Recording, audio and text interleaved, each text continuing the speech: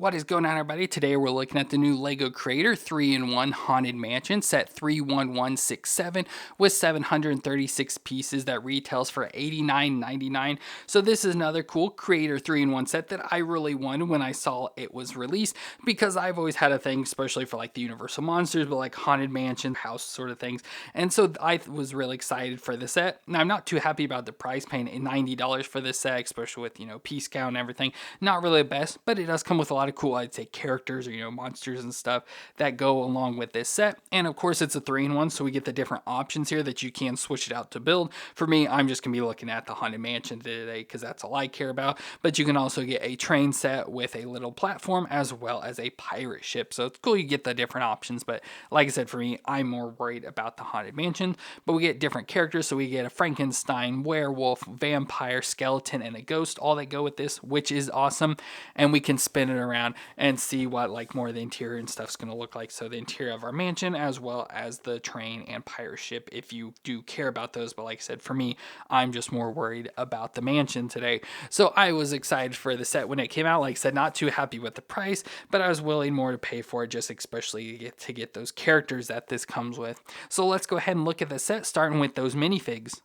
So here we have our 5 minifigures of the set. We'll start with our werewolf first. And like I said, I do have an interest in like the Universal monsters and stuff. So getting a werewolf, Frankenstein, vampire, even though I wish it was Dracula, but we get a lady vampire this time, which is fine. But werewolf looks good. Of course, we've had the werewolf head probably in like those Harry Potter sets and stuff with like Professor Lupin turning into the werewolf. So I've probably dealt with that before, but looks good in the all gray fur this time. Get the nice teeth showing there, black nose, the black eyes and stuff, nice ears and fur and all that. Looks pretty good. Then I love how you get the furry body as well, so printed especially there on the chest, the fur, the gray arms going into the gray hands, but then has like the plaid sort of shirt, red plaid shirt on there, which is pretty fun. So it's all torn up and everything, so you get the all torn up sort of shirt, which looks good, and the blue pants, which are also being torn up, especially there at like the hip area and stuff with the fur coming through. So looks good overall for that. And then we also get a big bone that he's holding in his hand. Of course, being a werewolf or a dog character, likes to have bones. Then we get our vampire, which again is a female vampire, which looks good. Love her face design there. So she has the red eyes, of course, the teeth sort of smiling with this one, with her pointy vampire teeth there. Nice black hair flowing in the wind. Love that she's all pale white as well. So we get it with the face there around her neck, her hands as well. Nice necklace there around her neck and a nice fancy dress. So of course, vampires always tend to be rich and fancy. So she has a nice dress with like corset-like design with like the pinkish color and then the darker red maroon color. Looks good with the dress piece and printing on the back of her shirt as well with the pink ties and stuff. So that looks good. I think she has an additional head, yeah, just with the vampire teeth sort of showing there. So you get that head. But I think for me, I like the open mouth one a little bit more. And like I said, looks nice with the flowing hair piece. And then we also get Frankenstein's monster. So not Frankenstein, but Frankenstein's monster, which looks good. So we get his green skin. So I love how he's got the bigger flat top head there with the hair design. That always looks fun. And of course, it's just a headpiece sitting on top of the character. Love that it still has the printing of the big eyebrows, but then we get the big headpiece with the eyebrows. You get all the stitchings and everything, especially on the forehead. Love how his 1-2 sort of showing there with his derpy face. And then we get his outfit. So like the little suit body and stuff, but it's all torn up and tattered and been like stitched back together. Some stitching there on his neck with like a cream color shirt underneath. Of course, the green hands and just normal brown legs there. It'd be cool if they made him a little taller, but with that headpiece, it does make him taller than all the other characters. Then moving over to our ghost, which is just an all white figure and like nothing exciting about. We can take the outer covering off, so just do this. It's just an all white body with a black head, so that's really all it is. But then we get the ghost covering over the top, which does look pretty nice, and it glows in the dark, so the wow, they're covering here, it glows in the dark. So pretty nice design for that overall. Pretty simple and stuff, but nice. And then finally we get a skeleton. Of course, I have years of skeletons from Lego, so nothing new or surprising here. Just looks good overall with their skeleton design. And it's holding a lantern that you can obviously put anywhere in the house if you want as well. So overall, pretty fun. I do like all the figures. The skeleton's pretty boring. I don't really consider that much of a figure, but it is included here. But like the ghost because it glows in the dark, and then the other 3 characters are really cool. So that, like I said, that was the main reason why I got this set, just because I wanted these minifigures.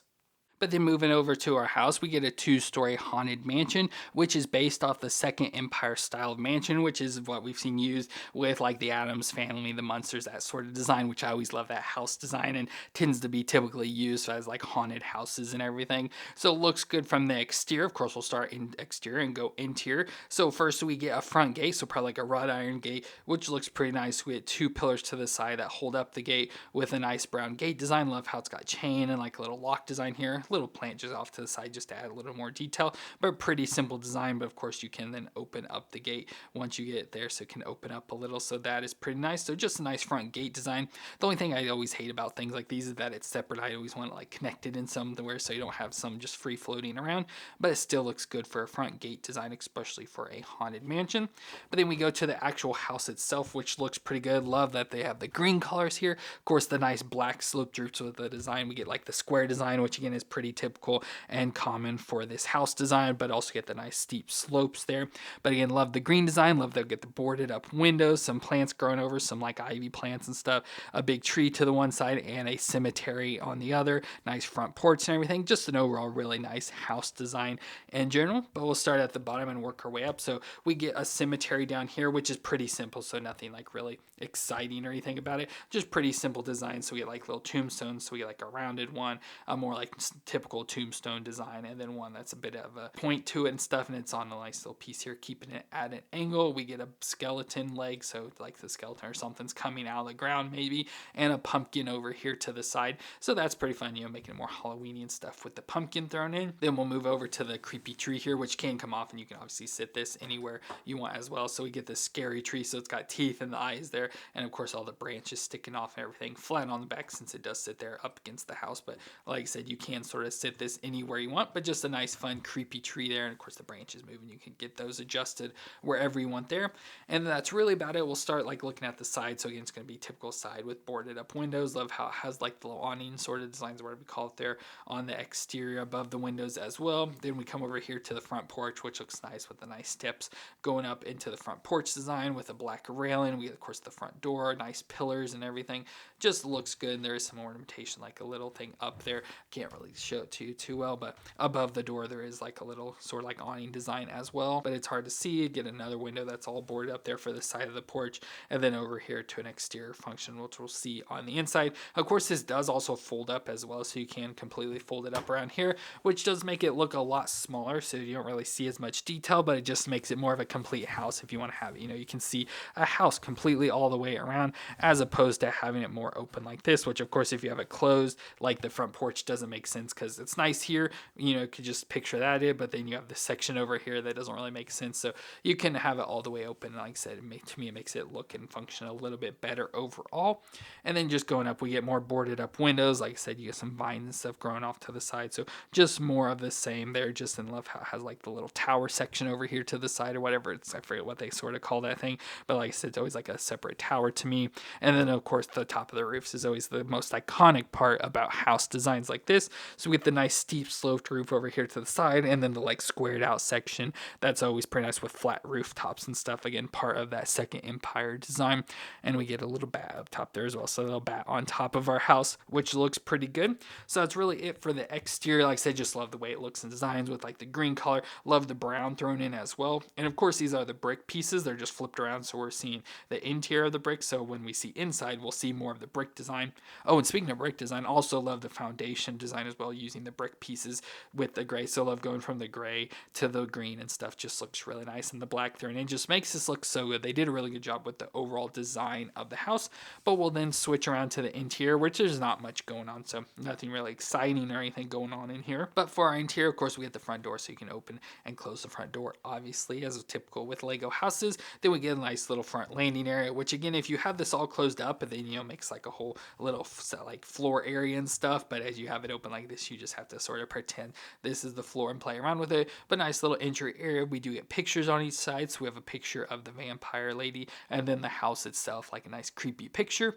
Over to this side, which again, it's gonna be hard to kind of show with all this. Maybe I can try and zoom in here.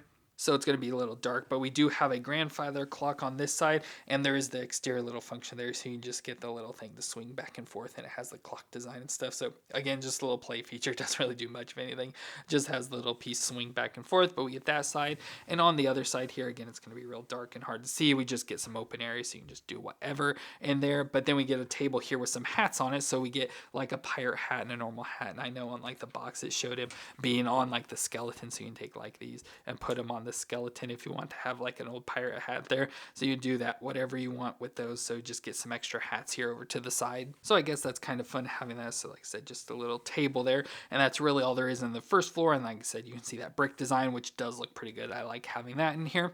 Then we'll move up to the second floor, which again, not much going on. As you see right front center here, we do have an organ, so nice big organ design stuff. So play like the piano with some candles off to the side. Over here, you just get some open area, can so sit any characters there that you want. And on this side, we get what I assume is to be like a chest, so like has drawers and stuff. And then as you see, there's a ghost in there, so there's a creepy ghost, but it's got a function as well that spins around. So of course, if you have it where that's like looking out the front window, so you'd have that there. And it's hard to see, but there is a jewel there, so like a red jewel, so it's probably like a hidden sort of thing. So it's like that, and then you can spin around, there's a ghost, so it's all nice and creepy, I guess, for the haunted house. But yeah, not much to it, but like I said, you can have it there with the jewels, or you can have the ghost there appear, or like I said, have it where the ghost is peering out of the front window there, which you can just sort of see it there, so kind of like creepy and stuff. So just like I said, not a whole lot going on with this, unfortunately.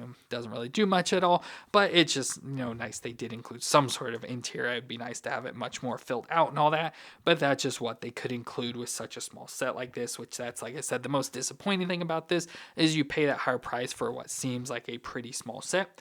Now, I have seen there are like instructions out there where you can buy, I think, 3 of these and combine them all together to make a nice big fuller filled out house and everything, which would be pretty cool. But spending $90 times 3 is quite a bit, with $270 there. Don't want to spend that much for a haunted house sort of set, and then you get repeats of the minifigures and all that. So kind of boring with that, but overall, like, I think the design, everything, they did such a good job with this. Love the house design. Everything about that is overall really good. Looks like the perfect haunted house for the setup and everything. And then, like I said, as usual, the minifigure selection is pretty great with our Frankenstein, vampire, werewolf, and then the ghost, like I said, is cool as well. So I always love having the ghost, especially that glows in the dark. And then of course we just get our skeleton, so nothing exciting about the skeleton though. So overall, that is going to be it for our haunted mansion set. I thought it was pretty cool, like the design a lot, love the minifigures. Like I said, the most disappointing thing is that price, so not too happy with that price, but I was willing to pay it to get this nice set for Halloween. And of course, it is a 3-in-1, so if you don't like the haunted mansion, you could do the boat or the train if you want.